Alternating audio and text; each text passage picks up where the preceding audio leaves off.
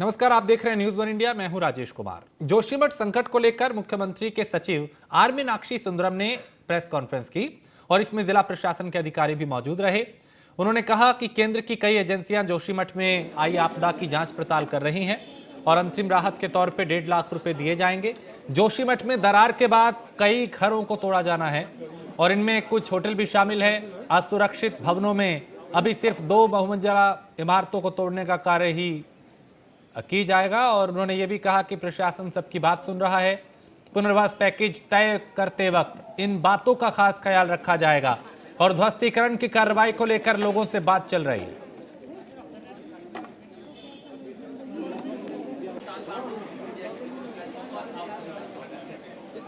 Dismantling बनाना, demolition शब्द का use नहीं करूँगा, डिसमेंटलिंग करने का भी निर्णय है।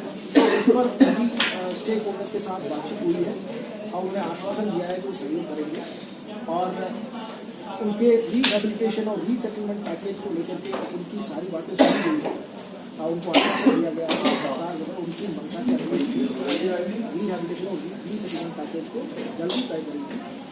और आज अभी माननीय मुख्यमंत्री जी ने 1.5 लाख रुपए प्रति परिवार का एक अंतरिम सहायता, ये फाइनल नहीं है, अंतरिम सहायता का अप्रूवल दे चुके हैं और जी वो पहुंचने वाला होगा। इसमें मैं थोड़ा क्लैरिफाई करना चाहता हूँ, डिसमेंटलिंग बनाना, डेमोल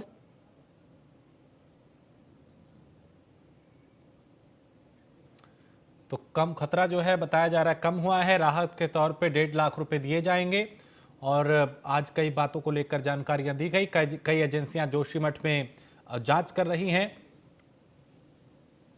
तो नई टिहरी की तरह बसे न्यू जोशीमठ, इस बात की मांग की जा रही है।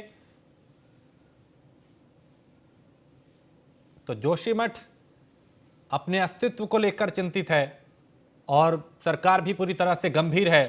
कई मकान, दुकान और होटल्स ऐसे हैं जिनमें दरारें आ चुकी हैं, सड़कों पे दरारें हैं और कई घर गिरने की कगार पे हैं।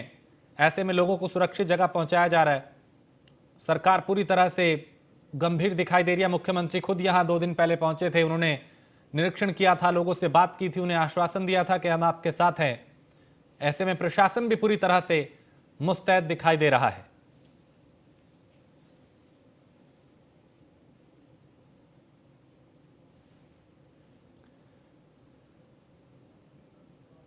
तो जोशीमठ के हालात जो हैं, अब इस पे कहा जा रहा है कि फिलहाल उस पे नजर रखी जा रही है और खतरा धीरे धीरे कम हो रहा है। सुदीप जैन हमारे विशेष संवाददाता इस खबर पे ज्यादा जानकारी के साथ। सुदीप, आर मीनाक्षी ने आज प्रेस कॉन्फ्रेंस की जोशीमठ को लेकर, क्या कुछ उन्होंने कहा?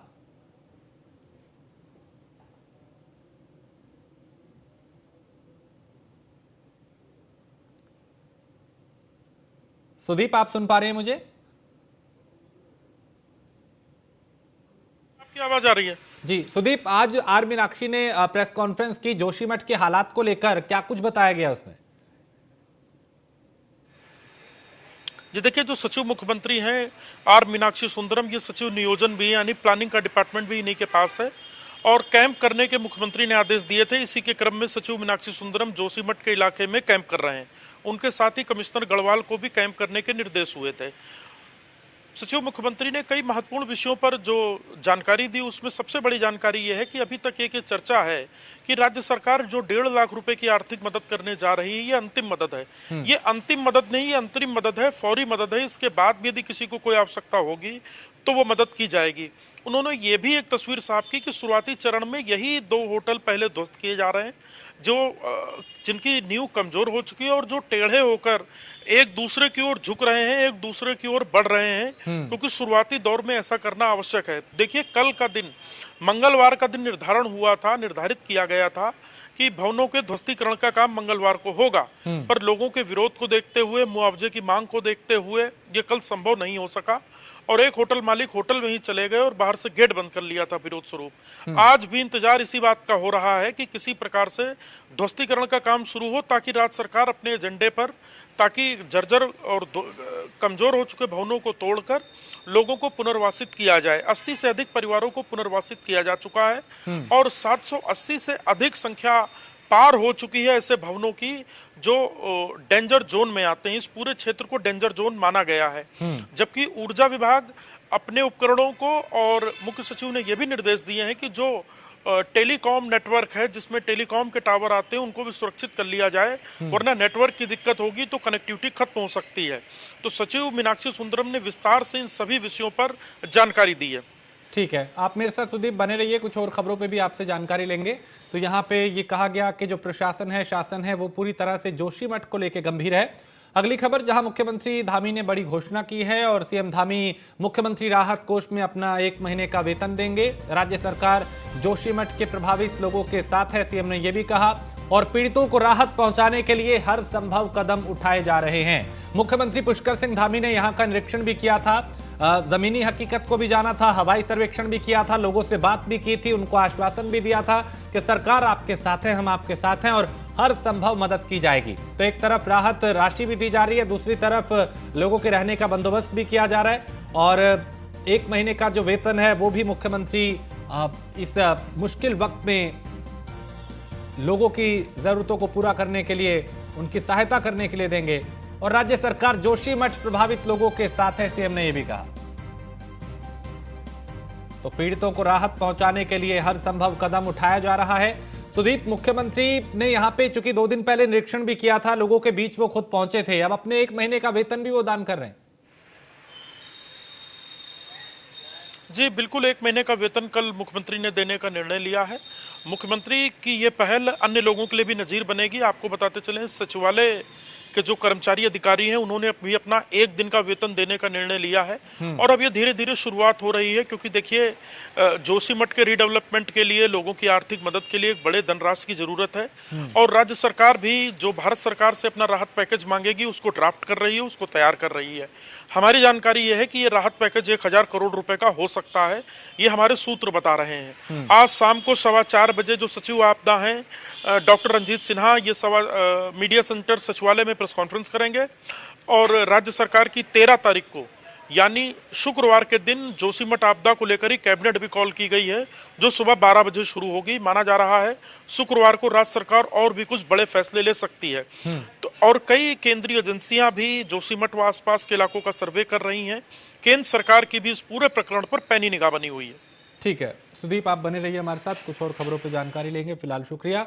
तो केंद्र हो या राज्य सरकार, वो पूरी तरह से इस पूरे मामले पे नजर बनाए हुए हैं। और मुख्यमंत्री कैंप कार्यालय में उत्तराखंड प्रदेश कांग्रेस कमेटी के अध्यक्ष करण माहरा के नेतृत्व में कांग्रेस के विभिन्न नेताओं द्वारा मुख्यमंत्री पुष्कर सिंह धामी से मुलाकात की गई।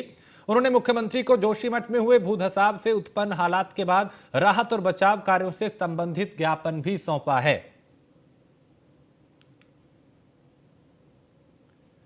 सुदीप, ये जो ज्ञापन कांग्रेस ने यहां पे मुख्यमंत्री को सौंपा है, इसमें किन बातों की मांग की गई है?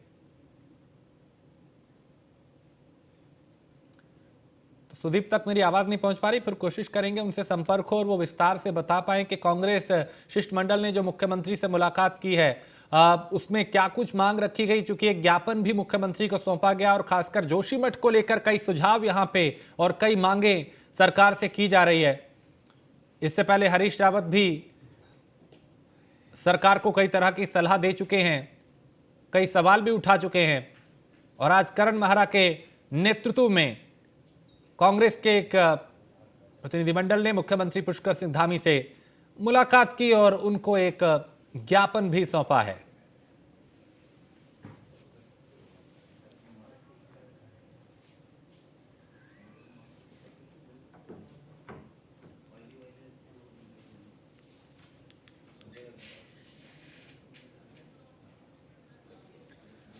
और जोशीमठ में भूधसाव को लेकर अब एक्सपर्ट एजेंसियों ने भी अपनी पड़ताल शुरू कर दी है। दरार के पीछे अलग अलग वजह बताई जा रही है। इसमें एक सबसे बड़ा कारण जिस स्थान पे नगर बसा है वहां की मिट्टी का बेहद कमजोर होना भी बताया जा रहा है, और कई तरह के सवाल भी उठने लगे हैं।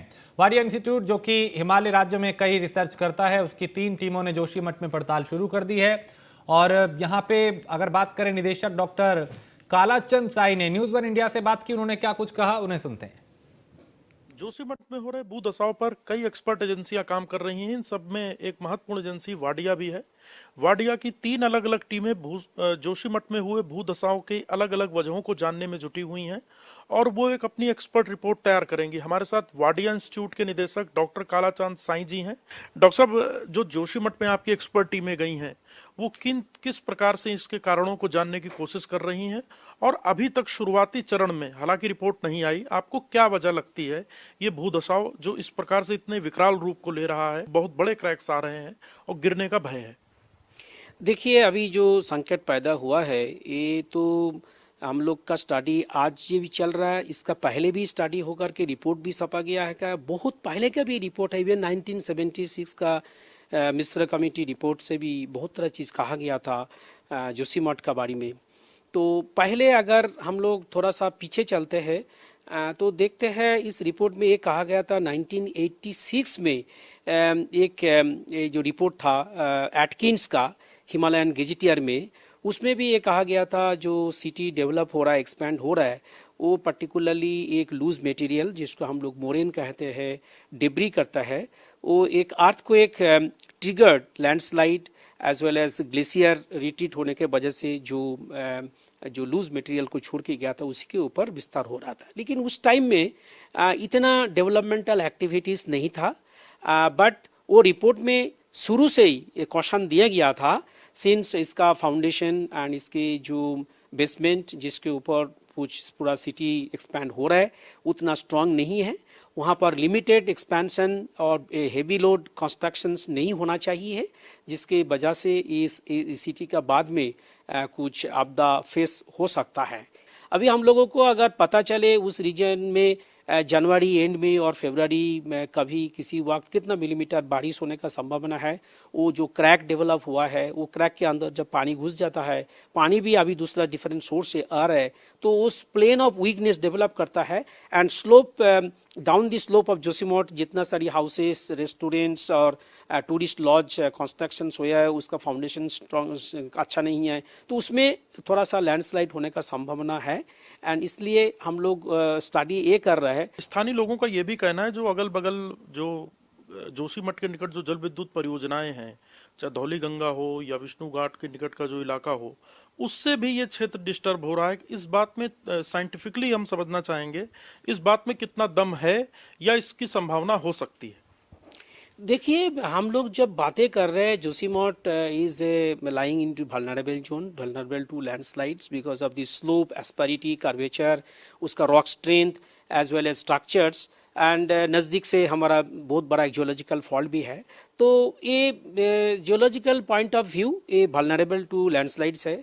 Then if we look into convergence between Indian plate and Eurasian plate, उससे भी हम देख रहे हैं वहाँ का रॉक इतना डिफॉर्म है, वहाँ का स्ट्रेन अकुमुलेटेड एनर्जी इतना ज़्यादा है। अगर हम लोग हिमालय का जो सेंसिटिव और जो हम लोग बोलते हैं फ्रेजाइल इन्वायरमेंट हुआ है, तो उसके अगर साइंटिफिक वे में जो भी डेवलपमेंटल एक्टिविटीज़ हम करेंगे उसके पहले एक तो असेसमेंट होता ही है, जहाँ पर आपने बता रहा है जो टनल हो रहा है और रोड भी हो रहा है स्ट्रेटेजिक पॉइंट ऑफ व्यू, तो उसको कितना चौड़ा होना चाहिए, कहाँ पर होना चाहिए, टनल भी कितना डेप्थ में होना चाहिए, किस तरह से टनल को कंस्ट्रक्शन किया जाएगा। इधर भी जब हमको मालूम है जेट हिमालय फ्रेजिलिटी है, हिमालयन इन्वायरमेंट है, को थोड़ा सा हम लोग को प्रिजर्वेशन करना, इकोसिस्टम को कंजर्वेशन करना है। जब सिटी प्लान होगा, जब टाउन प्लान होगा in slope region, in Himalayan region and particularly in the tectonically active region, तब हम लोगों को एकदम साइंटिफिक वे में जो CBRI आजकल कर रहा है, उसका बिल्डिंग कंस्ट्रक्शन मटेरियल क्या होना चाहिए, उसका फाउंडेशन क्या होना चाहिए, उसका रेट्रो फिटिंग अगर कर सकते हैं तो कैसे करना चाहिए, बहुत तरह चीज़ को अगर ध्यान में हम लोग रख करके शुरू से प्लानिंग करें, ये एंड ड्रेनेज सिस्टम को भी ध्यान में रखें, तब इस सब चीज़ को पैदा होने का संभावना नहीं होगा। तो ये थे निदेशक वाडिया इंस्टीट्यूट के डॉक्टर कालाचंद साईं जी, जिनका साफ तौर पर कहना है कि हिमालय संवेदनशील होने के साथ ही इस बात की ओर भी इशारा करता है कि यहाँ निर्माण होते वक्त भूगर्भ की परिस्थितियों को और स्थानीय हालात व जलवायु परिवर्तन जैसी सभी चीजों को देखकर ही निर्माण करने की आवश्यकता है और लोग परेशान ना हो। एक्सपर्ट टीमें काम कर रही हैं, लेकिन जोशीमठ का ये जो नज़ारा है ये बताता है कि अब भविष्य में बड़े निर्माणों को लेकर लापरवाही भारी भी पड़ सकती है। कैमरा सहयोगी संदीप के साथ सुदीप जैन, न्यूज़ 1 इंडिया, देहरादून। और उत्तराखंड की महिलाओं के आरक्षण विधेयक को राज्यपाल की मंजूरी मिल गई है। राजभवन की मंजूरी के बाद ही महिलाओं को सरकारी नौकरी में 30% क्षैतिज आरक्षण का कानूनी अधिकार भी मिल गया है। दरअसल राज्य सरकार ने 30 नवंबर 2022 को विधानसभा में बिल को सर्वसम्मति से पास करा के राजभवन को मंजूरी के लिए भेजा था, जिस पर राज्यपाल ने अपनी मोहर लगा दी है। बता दें कि राजभवन से ज्यादातर विधेयकों को मंजूरी मिल गई है, लेकिन महिला क्षैतिज आरक्षण बिल विचाराधीन रहा था और राजभवन ने विधेयक को मंजूरी देने से पहले इसका न्याय और विधि विशेषज्ञों से परीक्षण कराया था और इस वजह से विधेयक को मंजूरी मिलने में 1 महीने का वक्त लग गया। वहीं महिला आरक्षण विधेयक को राज्यपाल से मंजूरी मिलने के बाद संसदीय कार्य मंत्री प्रेमचंद अग्रवाल ने अपनी प्रतिक्रिया दी और कहा कि महिला आरक्षण बिल को असली अमलीजामा धामी सरकार ने पहनाया है।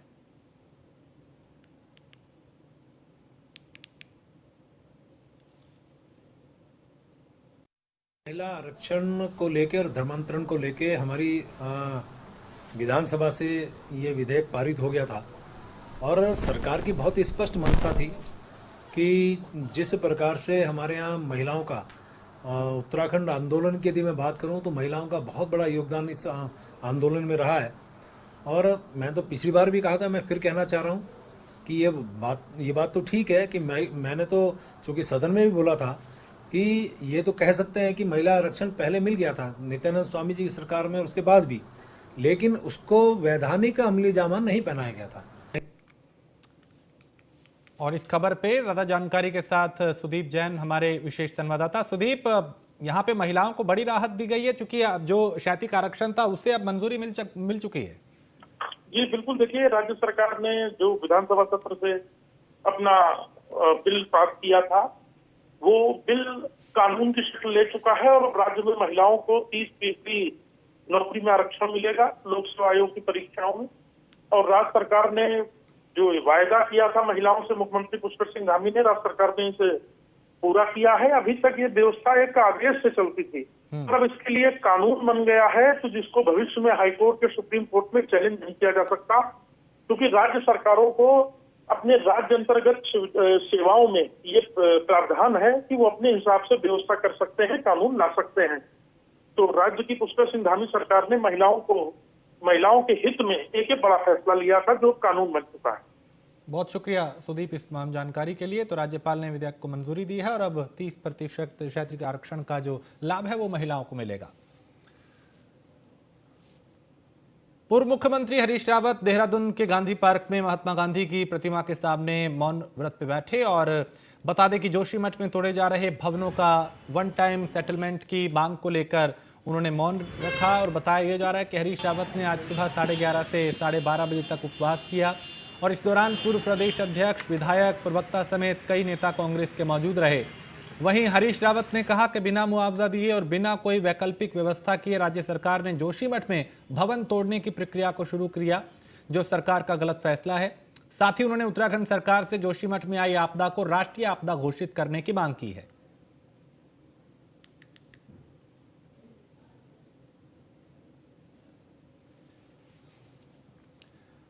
और उत्तराखंड उद्यमिता समिट 2023 गुल्लक कार्यक्रम में सीएम धामी शामिल हुए। प्रदेश में मिशन अंत्योदय सर्वे का मुख्यमंत्री पुष्कर सिंह धामी ने शुभारंभ किया। इस दौरान वित्तीय सहयोग के सहभागी निवेशकों को भी सम्मानित किया गया। बता दें कि मुख्यमंत्री पुष्कर सिंह धामी ने उत्तराखंड उद्यमिता समिट के आयोजन को राज्य में ग्रामीण क्षेत्र के उद्यमियों के लिए लाभदायक बताते हुए कहा कि इससे ग्रामीण क्षेत्रों के व्यवसायियों को विभिन्न क्षेत्रों में सरकार द्वारा चलाई जा रही योजनाओं के बारे में जानकारी मिल सकेगी। ग्रामीण उद्यमियों के लिए आयोजित गुल्लक नामक ये कार्यक्रम देश भर में अपनी तरह का पहला कार्यक्रम है, जिसमें निवेशक ग्रामीण उद्यमियों के साथ सीधे संवाद कर उनके निवेश कर सकेंगे उनके साथ।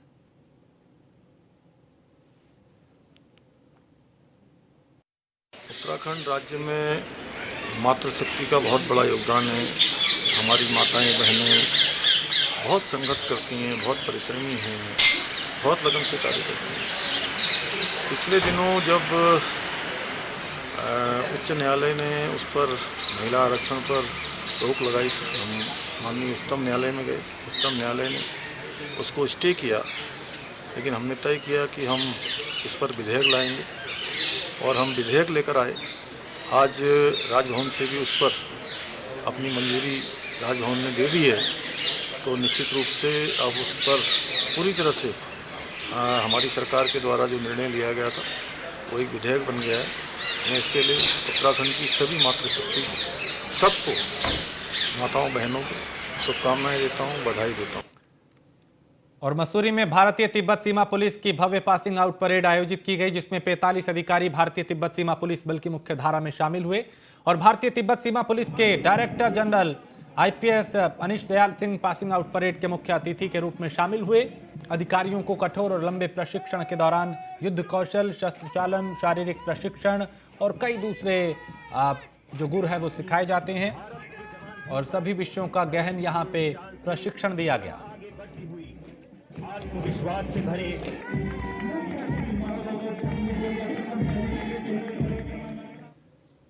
और कांग्रेस की भारत जोड़ो यात्रा के बाद अब हाथ जोड़ो कार्यक्रम की शुरुआत की जा रही है, जिसे लेकर आज अल्मोड़ा में कांग्रेस कार्यकर्ताओं ने एक बड़ी बैठक की। इस दौरान कांग्रेस जिला अध्यक्ष भूपेंद्र भोज ने बताया कि भारत जोड़ो यात्रा को लोगों का अपार समर्थन मिलने के बाद अब राष्ट्रीय कांग्रेस कमेटी द्वारा हाथ जोड़ो कार्यक्रम की शुरुआत की जा रही है। प्रदेश हर मतदान केंद्र से 26 जनवरी से इसकी शुरुआत की जाएगी, जिसको लेकर सभी कार्यकर्ताओं को निर्देश दिए गए हैं।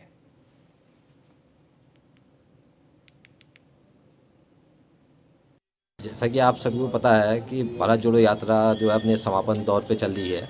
अब उसी को विस्तार पूर्वक जो है कि पूरे राष्ट्रीय स्तर पे हर मतदान केंद्र पे हाथ से हाथ जोड़ो यात्रा का जो है प्रारंभ 26 जनवरी से प्रारंभ होने जा रहा है।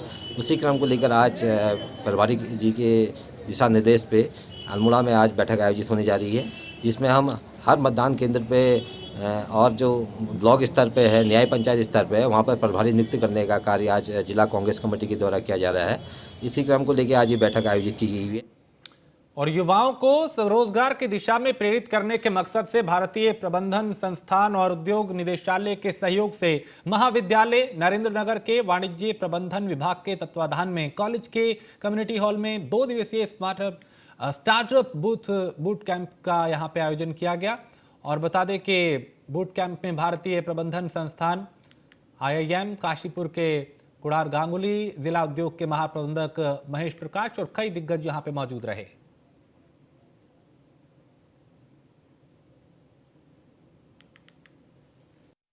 है कि जो स्टार्टअप्स हैं, जो नए वेंचर्स हैं, जो अपने पहाड़ से भी और अपना हमारे राज्य से जो एंटरप्रेन्योर हैं, जो यंग माइंड है, उनको प्रोत्साहन दिया जाए, उनको गाइडेंस दिया जाए, उनको बताया जाए कि वो अपने बिजनेस को कैसे बढ़ा करें, कैसे ब्रॉडर मार्केट तक पहुँचे। नरेंद्रनगर के धर्मानंद डिग्री कॉलेज में इसका संचालन किया जा रहा है और इसका उद्देश्य है कि कैसे हम स्टार्टअप के माध्यम से लोगों को जो बिजनेस आइडियाज़ हैं उनको एक रोज़गार के रूप में कैसे बदलें और उससे जो अपॉर्चुनिटी रहेगी न केवल एक ही व्यक्ति को रोज़गार में बल्कि उसमें मल्टी व्यक्तियों को रोज़गार से जोड़ा जा सकता है। उनको बताएंगे कि आप एक स्टार्टअप को कैसे शुरू करें और ये भी देखने में जनरली आता है कि जो स्टार्टअप स्टार्ट करते हैं वो 90% स्टार्टअप बीच में ही रुक जाते हैं, वो सक्सेसफुल नहीं होते।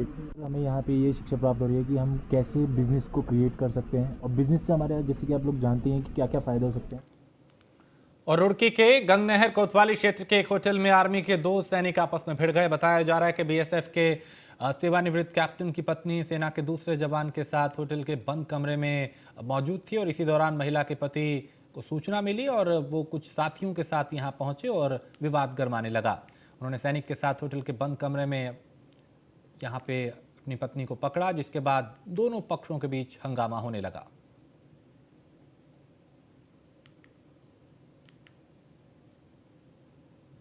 महिला के गलत आचरण की वजह से मार्च 2017 में मैंने परिवार न्यायालय सहारनपुर में तलाक का वाद दायर किया था।